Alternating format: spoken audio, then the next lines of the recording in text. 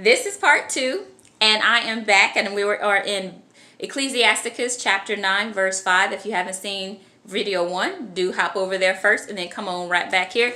But if you are here, welcome, welcome. And we just read, gaze not on a maid, that thou fall not by those things that are precious in her. And I was saying how there are things that are precious in all of us. And in these things that you might see in another woman or another man are going to catch you, especially if they're different than what you already have at home or what you're already dating. It's going to, for some reason the devil loves to make it seem better. They have that grass is always greener on the other side, all these things, these cliches that we all know that get people caught up. But this is saying, how do you stay faithful? You stay faithful by not having wandering eyes, by not lingering or hanging out with people or spending too much time or asking personal information. Some people ask way too many questions that they ought not ask people that they work with, that they go to church with, that they say they're friends with, that are relatives or in-laws.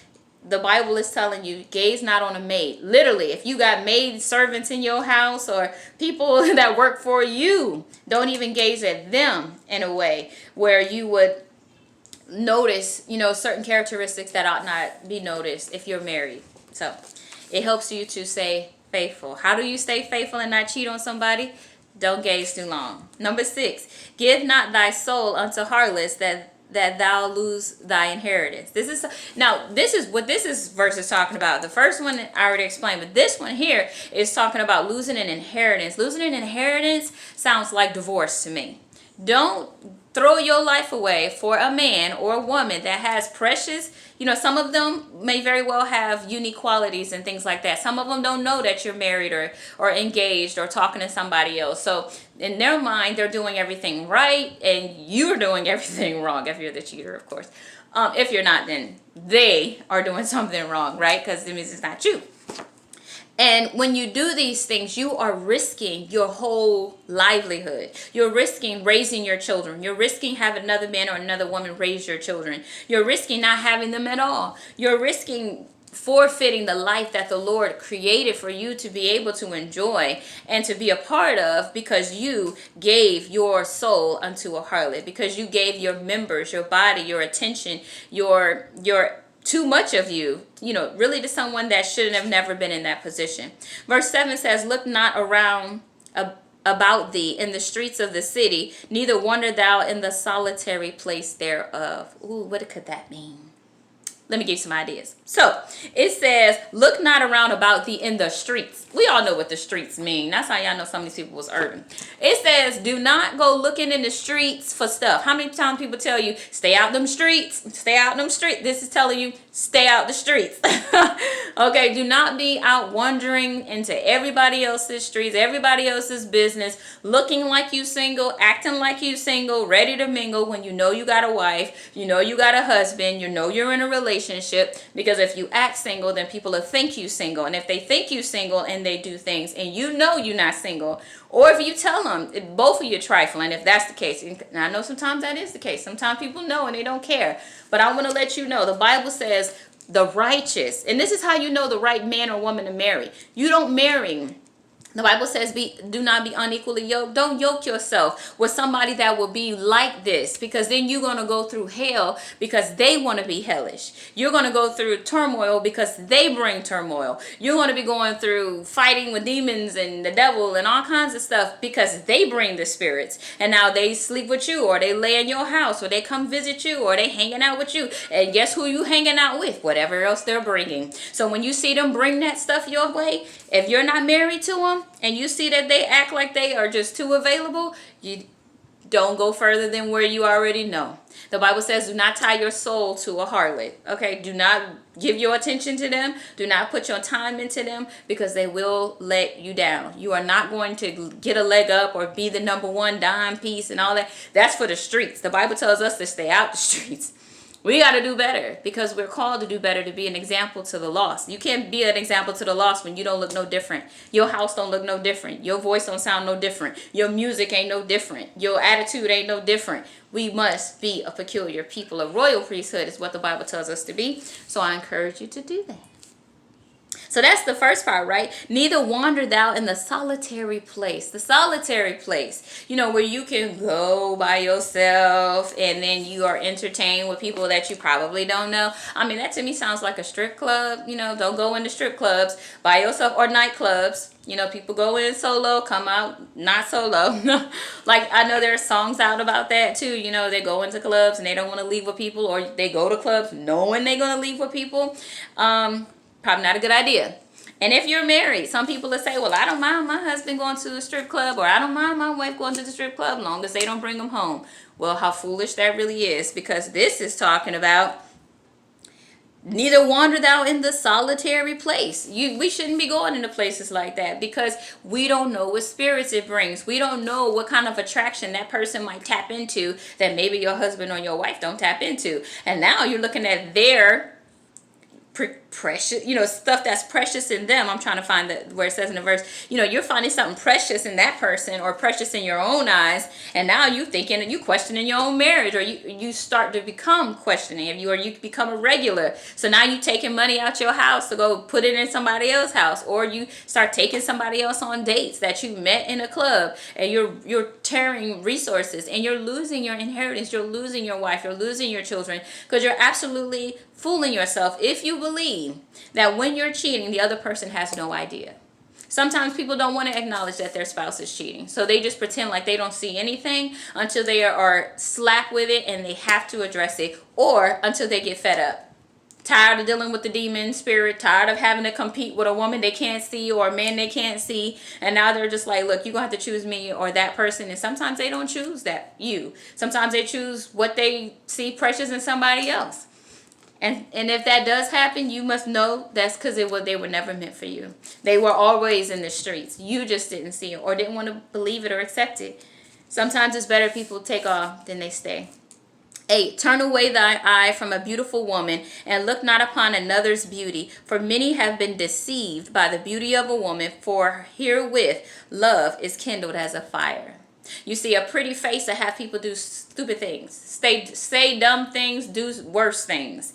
And so the Bible tells you, if you see something in a woman or in a man that you think is beautiful, sometimes it's not their face. We know that. Some people got other body parts they focus on, and when they see those, their brain goes to the wrong places. The Bible is telling you, don't do that. Don't allow your eye to even rest upon things that you know will get you caught up. So if you got a thing for eyes, don't linger too long on people with pretty eyes, because then it could compromise you. It'll compromise your relationship. It'll compromise your blessings from the Father. It compromises your prayer life. It compromises your whole existence. Your whole inheritance is on the line, because you think seeing somebody, or seeing somebody's booty, or seeing somebody's eyes, or hanging out with the wrong type of woman, or the wrong kind of guys, or spending your time just doing the wrong things is okay, as long as you don't sleep with them. But eventually you could find yourself very well sleeping with them, because of the little things. The little foxes spoil the vine.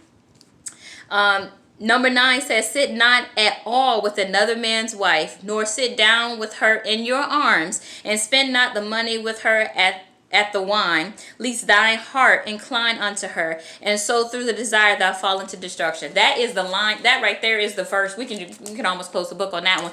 But there's some more verses left, so we're going to go through them. But what that is saying, it says, do not sit down with another man's wife. Do not go out to dinner with another man's wife, or do not go out with another person's husband, not where you're supposed to be. Especially if their spouse isn't there, or your spouse isn't there.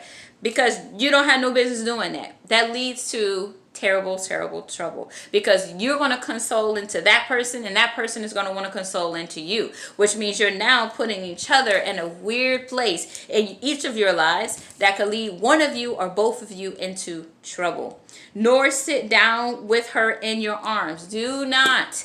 I mean, some people say, oh, I just wanted to hug you to console you. Have y'all seen Not Easily Broken? When he went over to her house to console the woman, he was just giving her a hug and stuff, and she tried to French kiss him and everything, because he was at a low point in his marriage, and that could have compromised everything, that he wanted to do. And even how he felt, what kind of man he wanted to be, and husband he wanted to be, and was, which is why she saw something precious in him that she wanted. And so I encourage you, even if you're married, nope, do that side pat him, dap them up or something, but watch how close, watch the body language and the proximity you allow people into your space, because the more you keep hugging people, people are going to get comfortable with being in that aura or in that proximity to you. And so if somebody's really comfortable to like almost land on your chest, is not much more to let their hands drop down or let them kiss you or try to do these things, which will put you in a really awkward place, because if that's not what you want, then you're going to feel some kind of way, and if it's something you allow, that's going to put you in an even worse place.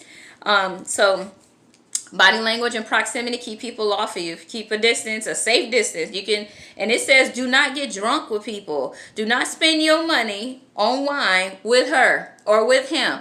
Don't go, it says, least thy heart incline unto them, because you're going to want to, when people get drunk, they start running their mouth, start talking, start saying stuff, start thinking stuff. And let me tell you, Judah had 2 kids with 2 women he never met, didn't know he even had the kids with that woman, because he was drunk when he did it. People do a lot of things when they're drunk or intoxicated, which is why the Bible tells us to be sober-minded. When we're sober-minded, which means we are clearly thinking correctly, we can make good and prayerfully righteous decisions. But when you are drinking wine or spirits, alcohol, beer, whatever, you're not going to be as sharp as you would be had you not been drinking. You might be feeling, as they say, you might be feeling yourself and thinking things, and I don't mean physically feeling yourself, I mean feeling yourself in personality and vocals and voice, and you might have vomit of the mouth to explain your marriage to somebody you really shouldn't be opening up to like that, because it could be a key or a door for them to walk into a place in your heart where they shouldn't be, which means for some, or they walk into a place in, into your aura that's, just as bad, so keep the door closed and don't drink with people you ought not drink with, because it can lead to bad situations. And so through thy desire thou fall into destruction. That's what we just talked about. So verse 10, forsake not an old friend, for the new is not comparable to him or to her. Some people think, oh, I met this new person, I'm going to dump my wife and I'm going to go ahead and roll this way. Or I met a younger person, I'm going to go ahead and get rid of what I got and roll with that. It says, a new friend is as new wine. When it is old, thou shalt drink it with pleasure. Relationships are really those things that they start off great. No matter who you're with, they tend to look great, start off great. But as it keeps going, does it get better with time or does it get worse with time? And so time is the true teller of all things. If somebody ain't supposed to be there, you're going to know with time. So like the Bible say, don't be so quick to call somebody your friend. And definitely don't be so quick to call somebody your husband or your wife or your long-time commitment and all these other things that we try to instantly attach to people we've never even seen or talked to. Don't do that. It leads you in trouble. Number 11 says, envy not the glory of a sinner, for thou knowest not what shall be his end. Don't be like, oh man, I know so many other people cheating on their wives and they do absolutely fine. Or I know so many people that don't commit at all and they just get to sleep with as many people as they want to and they ain't got no problems. Don't believe that, because you don't know their end. You don't know what it's going to cost them to live the life that they're living. So stay on the right path so you ain't got to figure it out. It says, delight not in the thing that ungodly have pleasure in. Don't delight in the things that ungodly have pleasure in. Don't try to find yourself, singing the songs and living these lifestyles, because there are repercussions to the way we live and how we live and what we do and how we treat people, our wives, our spouses. Prayers can be blocked for us. Doors can be closed. Some people don't know why they're poor or why they can't get up or why their business sucks and all these things. And it could be the way you're living or the way you've lived, because it comes back. So let me go back to where I was. But remember, they shall not go unpunished unto their grave. The Bible says that the Lord will punish. He is the great vindicator. Vengeance belongs to him. So if people are cheating, this is a good one too. Somebody will say, oh, well, since you cheated, I'm going to go out and cheat. Oh, since you kissed somebody, I'm going to go and kiss somebody. I think that was a episode on The Game or something where I think her husband kissed somebody, and so she decided she was going to kiss somebody. And it was just a really strange episode. Just a really strange episode. And I'm like, okay, Lord, how could I even explain the relevance of this? And here's the relevance.